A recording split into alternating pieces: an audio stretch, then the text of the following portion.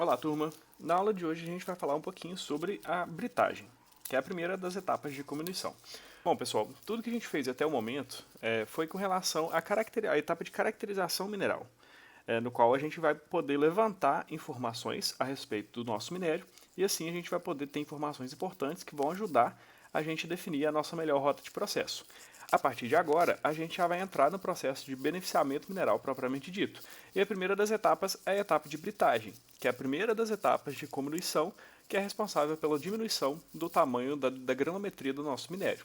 Lembrando que muitas vezes o nosso minério ele é bastante competente, né? As rochas são bastante competentes, bastante duras. Então, quando a gente remove ela da mina, a gente tem fragmentos muito grandes e que a gente não consegue diminuir a granometria disso através da moagem direto. A gente precisa antes quebrar esses blocos que vêm da mina em tamanhos cada vez menores, até que a gente consiga atingir um tamanho que sejam adequados para a comminuição no moinho. Né? Antes disso, a gente vai ter que passar pela etapa de britagem. Então, os objetivos da prática de hoje são a determinação da curva fragmentatriz do britador de mandíbulas primário, modelar matematicamente a curva fragmentatriz através dos modelos Gates e Godin, modelar a energia específica por meio do modelo de Kik e, com o uso do modelo de Gates-Godin e Schumann e o modelo de Kik, determinar a energia, né, determinar a abertura na posição fechada, né, conhecido como APF, e a energia necessária para que o produto da britagem apresente o P100 igual a 3,35 milímetros. Então, são objetivos um pouco complexos, né, para o começo da aula, mas à medida que a gente vai andando, né, e eu vou apresentando para vocês, vai ficar mais fácil, né, da gente ter uma visualização melhor desses objetivos. Bom, pessoal, vocês já devem ter visto na teoria, né, com o professor Luiz, com relação à teoria de fragmentação, no qual a gente vai fazer a quebra das partículas mediante basicamente três mecanismos principais de quebra. O primeiro deles é a abrasão, ou uma tensão localizada, no qual a gente vai ter a raspagem da superfície das partículas, então a gente vai desgastando somente a superfície das partículas, né, através de atrito ou abrasão. E esse atrito ele pode ocorrer interpartícula, né, uma partícula se chocando com outra partícula, ou pode acontecer também pelo atrito das partículas com um corpo moedor, né, uma esfera de aço, por exemplo, como é o que acontece dentro do moinho. Ali a gente vai ter uma carga que movimenta junto com o nosso minério, e aí isso vai ser o responsável por fazer a quebra. Então, como produto, a gente tem basicamente uma partícula, né, que ela é bem semelhante ao tamanho original, a gente não tem uma redução muito grande de tamanho, e uma série de partículas mais finas, que são aquelas que são resultantes desse processo de abrasão. Então, a gente tem essa característica. Outro processo de fragmentação é devido à compressão. Nesse mecanismo, eu vou aplicar uma força de forma lenta e progressiva nas minhas partículas, até que essa energia seja o suficiente para poder romper as ligações químicas presentes aqui na minha amostra, no meu minério, no meu material. E aí, uma vez que eu começo a quebrar essas ligações químicas, as trincas formadas se propagam e aí se estendem por toda a extensão da partícula. Como resultado desse mecanismo de compressão, a gente tem uma distribuição mais heterogênea, né, dos tamanhos formados, e aqui não está ilustrado também, mas eu tenho também a formação de partículas um pouquinho mais finas, que é o resultado da quebra na região onde eu apliquei a força. É como se eu pegasse um martelo e batesse um pedaço de pedra. Na região onde teve o impacto do martelo com a partícula, vai formar uma porção de partículas bem pequenininhas, né, um pozinho branco. Né? Então, na região de aplicação da força, a gente tem partículas bem fininhas, mas no geral a gente tem essa característica de formação de partículas grandes e bastante diferentes entre si. Essa é uma característica básica do mecanismo de quebra por compressão. E o terceiro é o mecanismo de impacto, no qual eu vou ter a energia, né, do contrário que aconteceu aqui no mecanismo de compressão, que a energia é aplicada lenta e progressivamente, no impacto, essa energia é aplicada de forma muito brusca. Então, o material, a partícula, ela absorve uma quantidade muito grande de energia em um espaço muito curto de tempo. Como resultado, o material se estilhaça todo. Né? Então, essa energia ela é dissipada em todas as direções no interior da partícula e aí quebra ela em diversos fragmentos. Como resultado, eu tenho tamanhos menores e uma distribuição um pouco mais homogênea. As partículas elas têm um formato um pouco mais parecido e eu tenho uma distribuição um pouco mais homogênea de tamanho de partículas. E com relação à intensidade de energia, o aumento da energia se dá nesse sentido. Então, a abrasão, a gente envolve uma energia baixa na combinação do material. Na compressão, a gente já tem energia um pouco maior atuando aqui no interior da partícula. E no impacto, é o mecanismo que eu tenho uma distribuição mais intensa de energia dentro da partícula.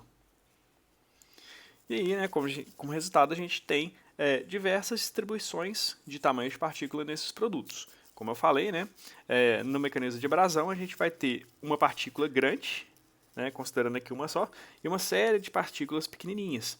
Então, se eu fosse fazer uma distribuição de tamanho de partícula, esse daqui seria, basicamente, a distribuição granulométrica do meu produto. Eu tenho uma quantidade de partículas com uma granulometria grosseira, né, então as partículas não diminuem muito de tamanho, e eu tenho uma porçãozinha de material fino aqui. Eu tenho esses dois extremos. Tenho uma porção de material mais grosseiro, eu tenho uma porção de material mais fino. No mecanismo de compressão, eu vou ter já uma distribuição um pouco mais aberta, né? Então, a minha partícula original, ela vai se quebrar e ela vai formar tamanhos de partículas maiores e mais dispersos, né? Eu vou ter uma dispersão maior de tamanhos. Então, aqui no mecanismo de compressão, eu tenho já uma amplitude maior. E no mecanismo de impacto eu gero todo tipo de tamanho, né?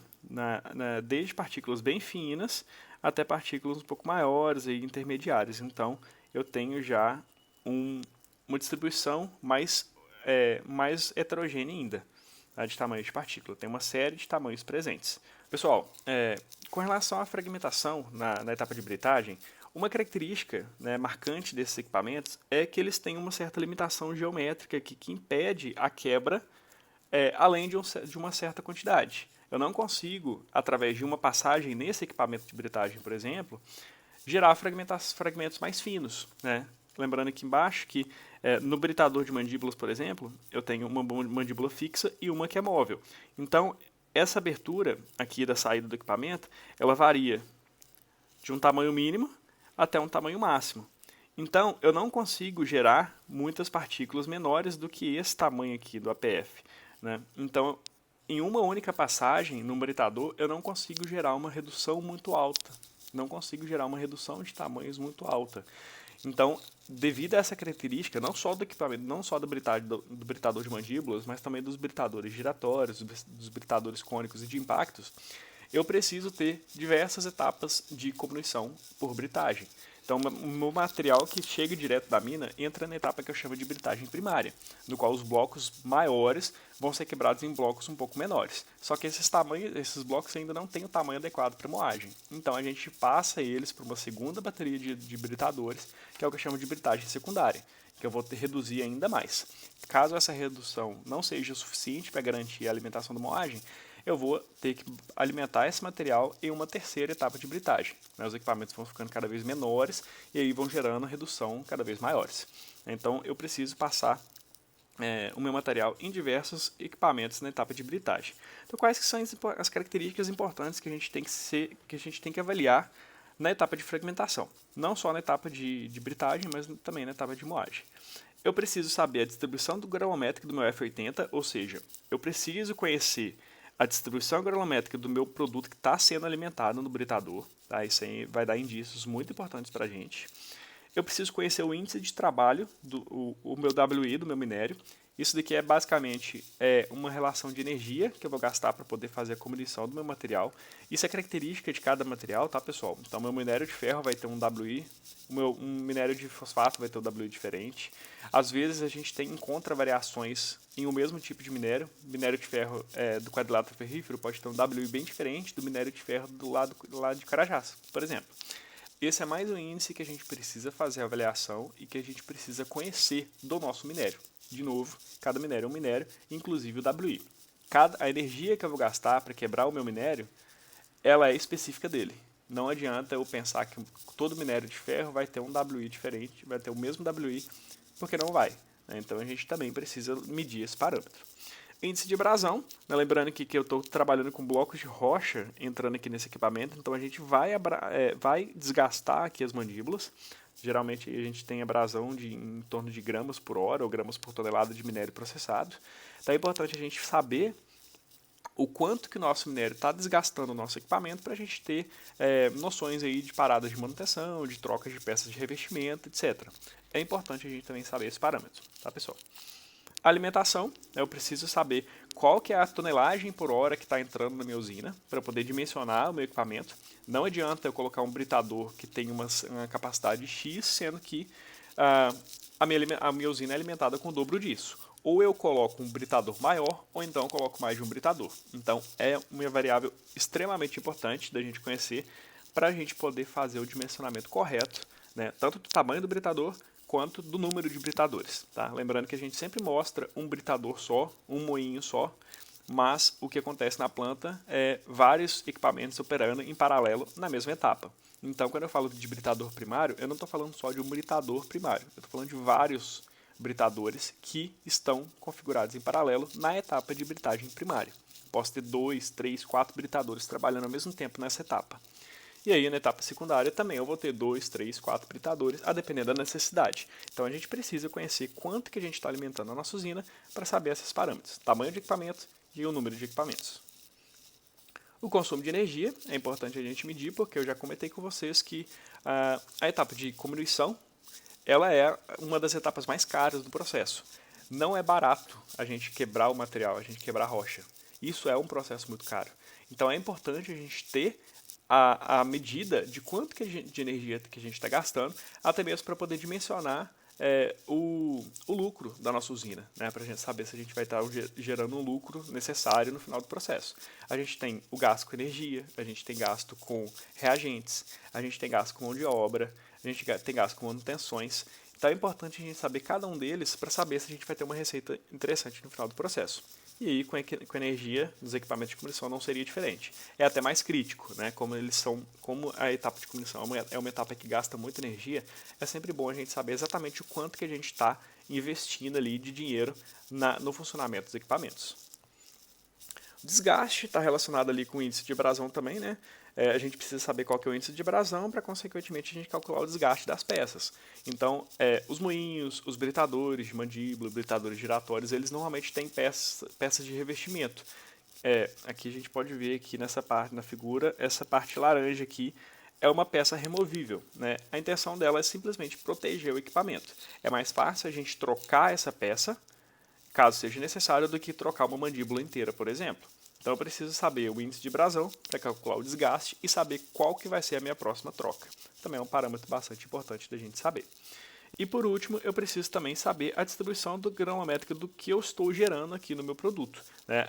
Através disso eu vou calcular com o meu F80 e com o meu P80, né, com a característica da granulometria que eu estou alimentando e com a característica da granulometria que eu estou liberando aqui no meu material do equipamento, eu vou conseguir saber qual que é a eficiência do meu processo, qual que é a eficiência do equipamento, qual que é o meu grau de redução, vou conseguir calcular energia, vou conseguir calcular custos. Então todos esses parâmetros aqui são muito importantes, tá, pessoal, na etapa de combustão, não só na britagem, mas também na moagem. Então, pessoal, o que acontece com a distribuição granulométrica do produto se a gente variar a posição fechada do britador? Lembrando ali, né, que eu expliquei anteriormente que eu tenho uma mandíbula que é fixa e eu tenho uma outra mandíbula que é móvel. E aí essa mandíbula ela vai ter um movimento normalmente de abre e fecha, em que eu vou ter duas aberturas diferentes. Eu vou ter abertura na posição fechada, que eu chamo de APF, e eu vou ter a minha abertura na posição aberta, que eu estou chamando aqui de APA. Então, o que acontece com a distribuição granulométrica do meu produto se eu variar esse parâmetro aqui? Eu consigo regular ele, tá, pessoal? Consigo deixar ele mais fechado, consigo deixar ele mais aberto. Isso aí, obviamente, vai impactar na distribuição granulométrica do produto que eu estou gerando. Então, via de regra, a característica de distribuição granulométrica do produto dos britadores, ela segue uma certa constância, tá, pessoal? Independente do material que eu estou colocando aqui dentro, ele sempre vai deixar o britador com uma característica semelhante, independente de qual que é o APF que eu estou trabalhando. É o que eu mostro aqui nesse gráfico. Eu tenho aqui a curva vermelha, que é a curva da alimentação, e eu tenho 3 outras curvas de 3 produtos diferentes, cada um deles com APF diferente. Então, tenho um APF um pouco mais fechado, em 50,8 milímetros, tenho um APF intermediário e eu tenho um APF um pouco mais aberto. E aí, reparem aqui que eu tenho as 3 curvas, né? No caso aqui, o APF em 50,8 milímetros, que é uma abertura um pouco mais fechada, eu vou ter uma distribuição de granulométrica de um produto um pouco mais fino. eu estou limitando aqui a passagem do material cada vez que eu fecho. Então isso vai gerar uma quebra um pouco mais eficiente. Então o meu material que sai, conforme eu fecho o meu APF, ele vai se tornando mais fino. É o que eu estou representando aqui. Então, no meu APF de 50.8, eu tenho essa curva aqui um pouco mais à esquerda. Lembrando da análise granulométrica, né, pessoal? Quanto mais à esquerda estão as minhas curvas, mais fino é o meu material. E aí, com o meu APF um pouco mais aberto, em 101,6 milímetros, eu vou ter essa curva aqui um pouco mais grosseira.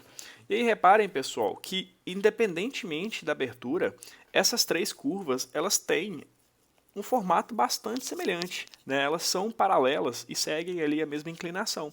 Isso é uma característica do britador, tá, pessoal? Então eu consigo prever qual que vai ser a granulometria do meu produto com relação ao meu APF. Alguns fabricantes já até fornecem um gráfico parecido com esse daqui, que é o que eu chamo de curva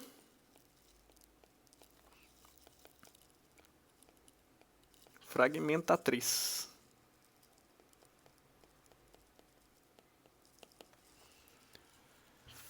E aí ele mede para mim, eu consigo ter a previsão de como que vai ser a minha curva de distribuição granulométrica conforme o meu APF. Isso aqui é bastante útil para a gente, tá, pessoal? E como isso é uma coisa mais ou menos constante do britador, é bastante confiável. Então, só comparando aqui, né, a gente sempre vai usar nos britadores e moinhas, a gente sempre vai usar o P80 e o F80, tá, pessoal? Que é o tamanho de partícula no qual 80% é passante. No produto e na alimentação. A gente sempre vai estar buscando esses dois parâmetros para a gente fazer os nossos cálculos no britador, tá bom? Então, comparando aqui, eu tenho uma alimentação mais grosseira, né? E conforme eu diminuo o meu APF, o meu P80 vai caindo. Então, no meu APF mais fechado, eu vou ter aqui o menor P80 de todos. Bom, pessoal? E, pessoal, a gente pode afirmar que o módulo de distribuição não varia de acordo com a APF, somente o módulo de tamanho K? Sim, pessoal, a gente pode afirmar isso, tá? Se eu for medir isso experimentalmente, se eu for calcular essas equações, cada uma dessas aberturas, cada uma dessas distribuições granulométricas, de acordo com a minha equação de Gates e Godin, eu vou chegar à conclusão de que meu M sempre é o mesmo, né, independentemente do meu APF. Então, a gente pode sim considerar que o parâmetro de distribuição M ele é constante, independentemente do APF, tá, pessoal? E a gente consegue ver isso visualmente porque as curvas elas têm a mesma inclinação. Lembrando que é isso que o M representa, né? O M representa a inclinação na curva, se ela é mais em pé, se ela é mais deitada, né? Então, no caso dos britadores, todas as curvas de distribuição granulométrica dos meus produtos gerados em função do APF, elas têm a mesma inclinação, elas vão ter sempre o mesmo M. O que varia aqui é o K, né? Então o K sempre vai ser o tamanho da abertura, tamanho de partícula, no qual 100% do meu material é passante. E isso daqui vai mudar, tá, pessoal? Então, conforme eu diminuo o meu APF, eu diminuo também o meu K. Para APFs maiores, eu vou ter valores aqui de K maiores e o meu parâmetro M sempre vai permanecer constante. Isso daqui facilita bastante a gente no cálculo de energia, tá, pessoal? Porque se a gente tem sempre o mesmo parâmetro M, a gente só precisa se preocupar aqui em achar o K. Então, pessoal, se eu fizer aqui uma relação entre um parâmetro K e o APF, reparem, né, que a gente tem basicamente a formação de uma reta, né? Os dois são diretamente proporcionais. Então a gente consegue, através desse gráfico, né, dessa relação do parâmetro K e do APF, a gente consegue deduzir uma equação no qual, se eu souber qual que é o meu APF, eu vou saber qual que vai ser o K da minha distribuição granulométrica. E vice-versa, tá, pessoal? Então, se eu tenho essa informação faltante, mas eu sei qual que é meu APF, eu consigo achar meu K. Se eu sei o meu K, e eu não medi o meu APF no britador, eu consigo calcular através dessa equação, tá, pessoal? Então, o K na equação de Gates e Godin ele pode ser calculado por essa relação, 1,19 vezes APF mais 1,5. Então, a gente consegue correlacionar os dois de uma maneira bastante simples, tá, pessoal? Lembrando que o parâmetro M não muda e é só por isso que a gente consegue fazer isso. E, pessoal, o que vai acontecer com a energia consumida à medida que a gente varia o meu APF? Bom, vamos considerar que a gente está trabalhando com APF um pouco mais aberto. Então, o meu produto gerado é mais grosseiro. À medida que eu fecho o meu APF, que eu diminuo a distância entre as mandíbulas, eu vou começar agora a compactar blocos que antes, com uma abertura um pouco mais aberta, eles conseguiam passar direto pelo equipamento. Então, outra coisa que acontece também é que à medida que a gente fecha aqui a abertura de saída do britador, eu vou gerar um acúmulo um pouco maior de material aqui dentro, que antes eu tinha um fluxo maior, à medida que eu fecho o meu APF, eu limito um pouco essa vazão aqui.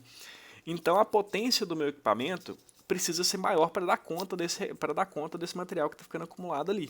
Então, como consequência, sempre que eu diminuir o meu APF, eu vou gerar um aumento da energia gasta pelo meu equipamento, tá, pessoal? Isso faz sentido para a gente. Lembrando que se eu estou quebrando mais o meu material, mais energia precisa ser fornecida para a quebra desse material.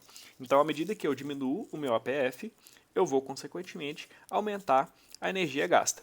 E é isso que eu estou medindo aqui nesse gráfico, tá, pessoal? Aqui eu estou correlacionando o grau de redução, que é a relação entre o F80, né, o tamanho da abertura na qual 80% do meu material é passante na alimentação, e o tamanho de partícula na qual 80% do meu material é passante no produto. E aí eu estou relacionando esse grau de redução com a energia. Quanto menor é o meu APF, maior é a minha redução, né? Menor, mais fina vai ficando a minha curva de distribuição granulométrica do meu produto. Consequentemente, maior vai ser meu grau de redução. E à medida que eu aumento o grau de redução, eu vou gerando aqui um gasto de energia um pouco maior. Então, voltando àquele primeiro exemplo, né?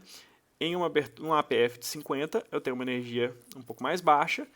À medida que eu vou aumentando aqui a energia necessária. Tá? A gente consegue calcular essa energia através dessa equação aqui, que é a equação de Kick,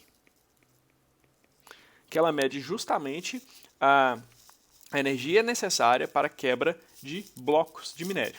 No caso, a gente tem outras duas equações muito reconhecidas, que são a equação de Hittinger e a equação de Bond, mas cada uma delas tem uma aplicação distinta.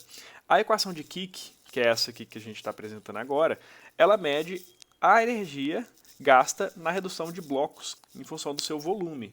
Tá? Então, ela é indicada para granulometrias bem grosseiras, né? Blocos. E é super indicada para a gente aqui no caso da britagem, que é justamente isso que está acontecendo. A equação de Hittinger, ela já mede a energia consumida em função da área superficial das partículas, ou seja, ela é indicada para materiais mais finos, para combinações finas, muito aplicada na etapa de moagem. A equação de Bond é uma equação intermediária, ela consegue trabalhar entre esses dois limites, então ela pode ser aplicada para materiais mais grosseiros, para fragmentação mais grosseira, ou para fragmentação um pouco mais fina. Mas aqui no caso a gente vai lidar com a equação de Kick, tá, pessoal? Então aqui eu tenho o meu F80, né, que é o meu tamanho de partícula, na qual 80% do material é passante na alimentação. Tem o meu P80, que é a mesma coisa aqui, né, 80% do passante no meu produto. E eu tenho duas variáveis aqui que medem a energia. O meu E, em kWh por tonelada, é a energia gasta pelo equipamento, tá, pessoal? Eu estou medindo quanto de energia que eu tenho que fornecer para o meu equipamento para que ele opere e dê conta de quebrar o meu material. E essa energia, e esse parâmetro C aqui, é uma constante, mas que ela também mede a energia. A unidade dela que é a mesma, kWh por tonelada. E a energia que foi efetivamente gasta na quebra. Então, só abrindo um parênteses aqui, porque são duas unidades de energia. Vamos entender direitinho cada uma delas. O meu E é a energia que eu estou colocando no equipamento. A energia elétrica que eu estou gastando.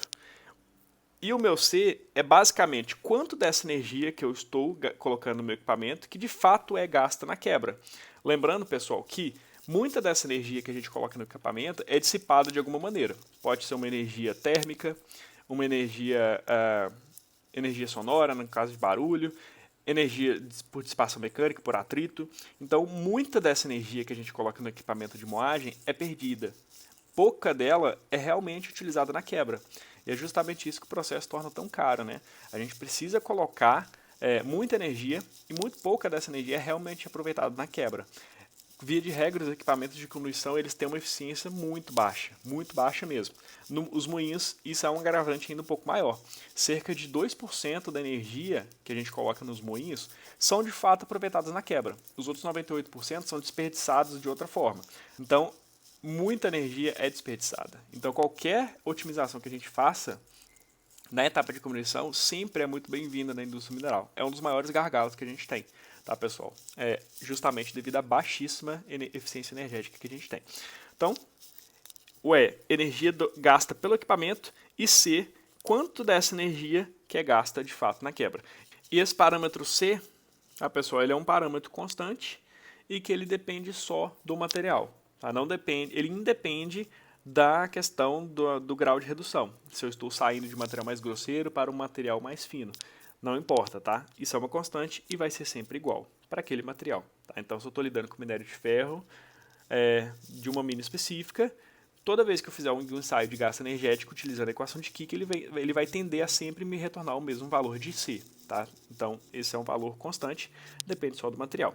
E aí, a energia gasta pelo equipamento, a gente pode medir. Né? Isso aí, sim, vai variar em função, principalmente, do APF. Tá? Então, se eu variar o APF, a energia gasta pelo meu equipamento vai diminuir ou vai aumentar, de acordo com a minha abertura que eu estou trabalhando. Tá, pessoal? O parâmetro C sempre vai ser constante. Então, pessoal, só para fixar aqui, vamos fazer um exercício que é o que basicamente vocês vão fazer no relatório de hoje. Tá? Então, coloquei aqui uma questão. Na prática de britagem, foram coletados os seguintes parâmetros. O APF de 38,5 mm, a energia consumida 1 kWh por tonelada, o F80 da minha alimentação é 150 mm e a distribuição granulométrica do produto igual à equação de Gates-Godin aqui, que eu já tenho o parâmetro M definido. Então, através desses dados, eu peço para vocês calcularem a energia necessária e a abertura na posição fechada para se obter um produto com 100% passante na abertura de 3,5 mm e também determinar qual que é a porcentagem acumulada na abertura de 0,045 para esse produto. Então, pessoal, parece complexo, mas na verdade ele é bastante simples. Tá? Vamos entender primeiro o que está acontecendo. Então, primeiro eu já defini aqui que eu estou trabalhando com um britador de mandíbulas com um APF de 38,5 mm. A energia consumida que eu estou falando é aquele Ezinho da equação. É o quanto que o meu equipamento de britagem está consumindo de energia elétrica. Tá, pessoal? Não estou falando que estão sendo consumidos 1 kWh para quebra do material. O meu equipamento de britagem é que está consumindo isso daqui. Tá bom? Eu tenho o meu F80, que eu já fiz uma análise granulométrica da minha alimentação, defini que o meu F80 vale 150 mm, e aí é que eu tenho o modelo de Gates-Godin para o meu produto. Então eu tenho, já medi aqui meu parâmetro M, que vale 0,7, medindo aquela inclinação da curva, e aí só falta o meu parâmetro K. A partir disso, né, de acordo com essa equação aqui, energia gasta pelo equipamento, eu consigo calcular o quanto de energia que o meu material necessita para sofrer uma quebra. Tá? Então, para isso, eu preciso da energia consumida pelo equipamento, que eu já tenho aqui. Eu preciso do F80, que eu já tenho, está aqui. E eu preciso do meu P80. Eu não tenho essa informação no primeiro instante, mas eu tenho aqui o modelo da distribuição granulométrica do produto. Através disso, eu consigo localizar o P80. Então, é o que eu vou fazer agora. Então, lembrando aqui, né? Eu tenho a energia consumida pelo meu equipamento e eu tenho aqui a energia necessária para a quebra desse material. Eu preciso definir qual que é para eu poder calcular a segunda etapa. Então, primeiro momento, eu vou me concentrar em achar essa constante. Eu tenho o meu F80, que vale 150, e eu não sei qual que é o meu P80, mas eu tenho a equação de Gates-Godin. Tá? Lembrando lá que o meu parâmetro M vale 0,7. Então, primeiro, eu preciso achar qual que é o K. Né? Se eu tivesse a curva de distribuição granulométrica, eu já poderia definir isso aqui diretamente pelo gráfico, que é o tamanho de partícula na qual 100% do meu material é passante. Como eu não tenho nenhuma dessas informações, eu posso calcular em função do APF. Né? Eu dei lá no enunciado que o meu APF vale 38,5. Então, através dessa equaçãozinha aqui, dessa relação, eu consigo calcular aqui o parâmetro K. Então, lembrando lá que 1,19 vezes o meu APF mais 1,5, eu retorno aqui que um K de 47,32 milímetros. Ou seja, nesse tamanho de partícula, 100% do meu material é menor do que ele. Tá? Então, eu já tenho aqui o parâmetro K. Uma vez que eu tenho esse parâmetro, eu posso achar o P80. Por definição, o meu P80 é o tamanho de partícula no qual 80% é passante. Lembrando aqui as variáveis da equação de Gates-Godin, o meu Y mede justamente a porcentagem de material passante acumulado. Então, se eu preciso achar o tamanho no qual 80% do meu material, eu já sei que eu preciso localizar 80% passante. Né? E X é justamente o que eu estou procurando. É o tamanho no qual isso daqui vai acontecer. O meu parâmetro K eu já localizei aqui. O parâmetro M eu já tinha, então dessa forma eu consigo localizar o X. Então, só fazendo um reajuste aqui, né? Porcentagem passante acumulada, tamanho de abertura, 100% do meu material menor do que esse tamanho, e o parâmetro 0,7. Só fazendo aqui a readequação, né, para isolar o x, que é o que eu estou procurando na verdade, eu fico com minha equação dessa forma aqui, né? Então, meu tamanho de partícula é igual ao K, que multiplica aqui o passante acumulado sobre 100 elevado a 1 sobre m. Então, como eu estou procurando o tamanho de partícula no qual 80% do meu material é passante, eu posso chamar meu x de P80, né? Então, só readequei aqui. Agora eu não estou chamando mais de x, eu estou chamando de P80. E se eu quero o P80, 80% é passante acumulado. Então, meu y aqui ele já assume automaticamente o valor de 80. Né? Então, como eu já tenho o parâmetro m, eu já consigo calcular aqui de forma direta. Então, achei que o meu P80 vale 34,4 milímetros. E aí, uma vez que eu tenho a energia consumida pelo equipamento, eu tenho o meu F80 e eu tenho o meu P80, simplesmente eu posso jogar os dados na equação e calcular a variável C, né, a constante C, que é, de fato, a energia gasta para quebra. Então, aqui nesse caso, né, considerando o meu F80 de 150 até o meu P80 de 34,4 e considerando que o meu equipamento gastou 1 kWh por tonelada, eu tenho aqui que a minha constante vale 0,68. Então, eu forneci 1 kWh para o meu equipamento, mas somente 0,68 foram aproveitados de quebra. O restante se perdeu de outra forma. Atrito, calor, barulho, etc.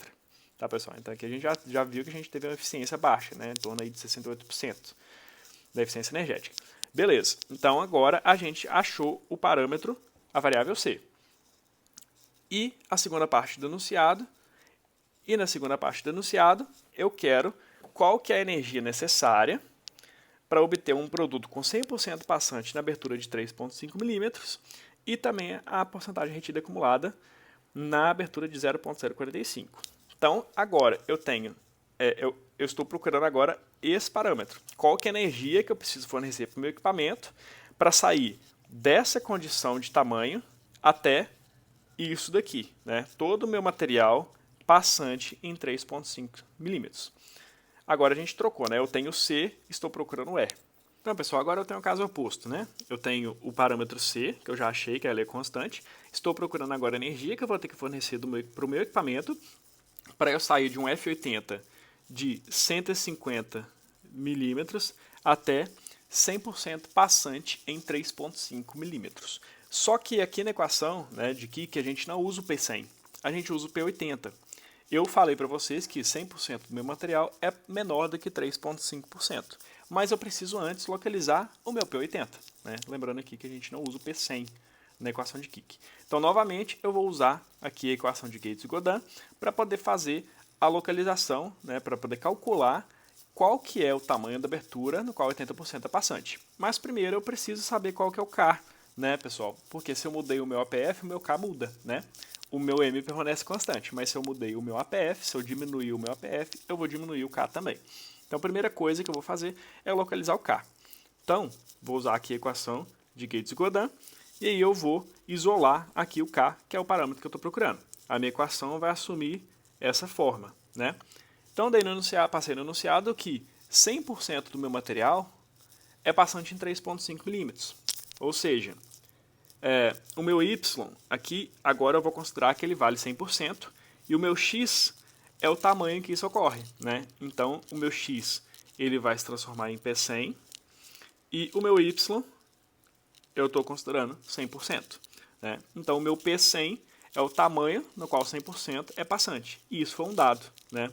3,5 milímetros. O meu parâmetro M não muda, então isso dá para mim que o meu K vale 3,5 milímetros. Coincidência? Não, né, pessoal? Se eu falei para vocês que o meu K é o meu parâmetro no qual 100% do meu material é passante, e eu dei para vocês a condição de que 100% do material é passante em 3,5 milímetros, o meu K já vale aqui automaticamente os 3,5 milímetros. Eu nem precisaria ter feito essa conta. Só fiz para mostrar para vocês que, independentemente de qual a porcentagem que eu estou considerando, a gente pode fazer sim o cálculo do K em qualquer situação. Tá, pessoal? Então eu descobri aqui que o meu K vale 3,5 milímetros. Agora eu posso usar essa informação para localizar aqui o meu P80. Tá? Então, fazendo igual ao caso anterior, eu vou isolar o X, e a minha equação vai assumir esse formato.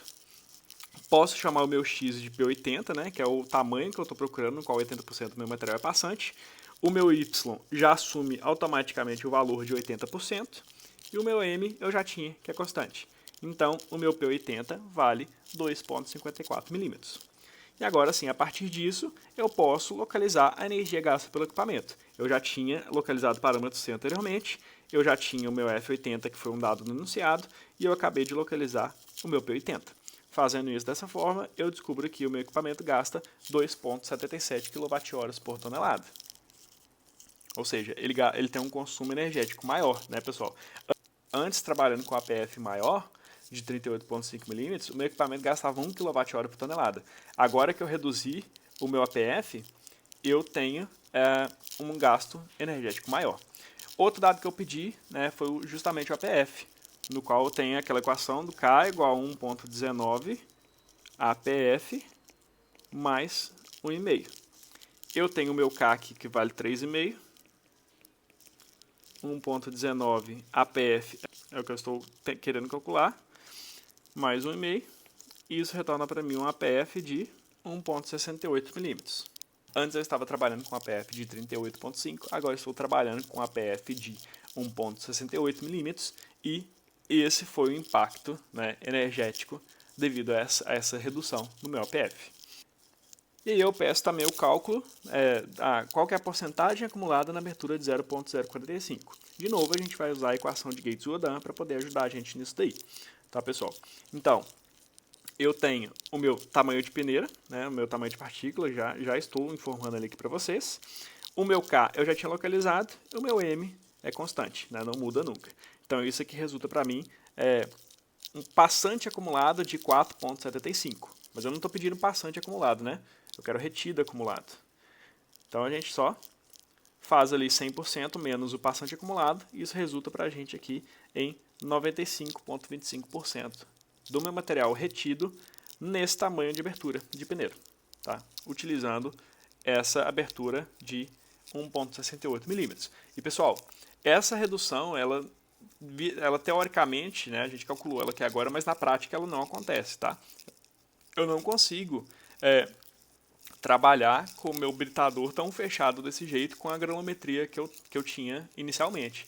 Então isso daqui, na prática, é realizado em mais de uma etapa de britagem, tá? Eu primeiro preciso quebrar o meu material um pouco, depois eu vou, em um segundo momento, em um segundo britador, com essa abertura mais fechada, quebrar o meu material de novo. De uma só vez, provavelmente eu não vou conseguir, tá bom, pessoal? Então aqui a gente tem, né, o cálculo do grau de redução, que a gente vai sempre correlacionar o F80 e o P80, então sempre vou precisar da curva granulométrica da alimentação e da curva granulométrica do produto para poder medir aqui esse grau de redução, tá, pessoal? Lembrando que os equipamentos de britagem eles têm um grau de redução um pouco mais baixo, tá? Girando aí de 3 a 5, né? Não passa muito disso. E que se a gente está com um grau de redução muito maior do que isso, a gente precisa estagiar, né, o nosso processo de quebra. Descobri que o meu P80 vale 2,54 milímetros.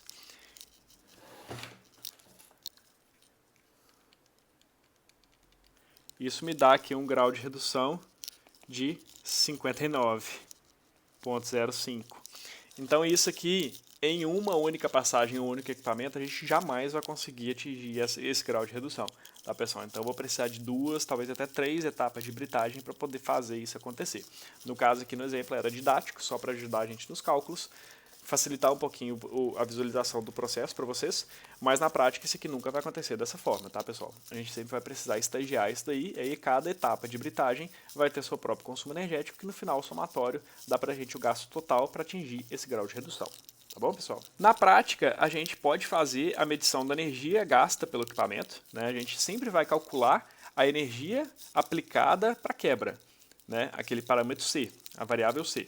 Mas a energia E, a gente sempre vai ter que medir, tá? No momento que a gente estiver fazendo britagem. Então a gente vai medindo a corrente, a potência do equipamento à medida que ele vai quebrando o nosso material.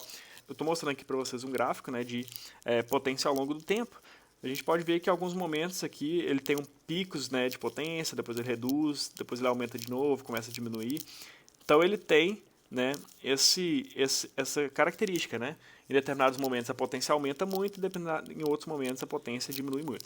Isso é que acontece devido à movimentação do material dentro do britador. À medida que um bloco grande entra e o equipamento é forçado a comprimir ele, a potência aumenta. À medida que o material quebra e ele fica livre para se movimentar, o equipamento não está fazendo esforço nenhum para comprimir o material. Então a energia que ele está gastando é simplesmente pelo próprio funcionamento dele. Então cada pico mais alto desse daqui é o momento que a mandíbula está mastigando algum bloco, né? E quanto maior o bloco, mais alto é o pico. Os picos mais baixos, né, é o momento em que o britador está aliviado, ele não está comprimindo ninguém, e a energia, a potência que ele está gastando, que ele está consumindo, é simplesmente para o próprio funcionamento do equipamento. Então, se a gente mede isso, né, ao longo de todo o ensaio, e aí a gente integra a área sobre a curva, a gente vai ter aqui o total de energia que o equipamento está consumindo durante o nosso teste. Tá? A gente consegue fazer isso na prática. E isso, só comparando aqui o consumo de energia, né? A britagem geralmente gasta em torno de 2,2 kWh por tonelada. Em comparação, a moagem já gasta muito mais do que isso, né? 11,6 kWh por tonelada. E a planta de beneficiamento usando flotação gasta em torno de 2,6.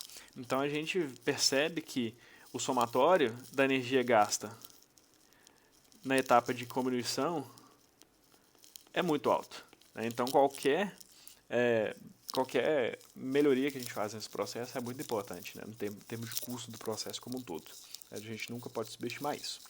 Então, pessoal, na prática, basicamente o que a gente vai fazer é medir a granulometria da nossa alimentação, né, que a gente vai alimentar no britador, para poder tirar aqui o nosso F80. E aí a gente vai britar a nossa amostra no britador de mandíbulas que a gente tem no laboratório. Normalmente a gente faz a coleta da energia, né, para poder calcular. A gente faz a medição da potência da corrente que o equipamento está gastando, para a gente poder fazer o cálculo de energia que o equipamento está consumindo. Mas é um tanto quanto complexo da gente fazer aquela integração.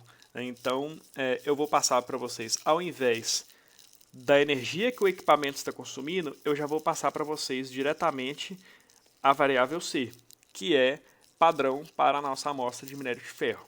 Tá? E aí, depois disso, a gente vai coletar o nosso produto que passa pelo britador e vai fazer uma análise granulométrica também para poder tirar o P80. E aí, através dessas informações, a gente vai poder fazer o cálculo do gasto de energia para poder sair dessa alimentação até um determinado P80 específico.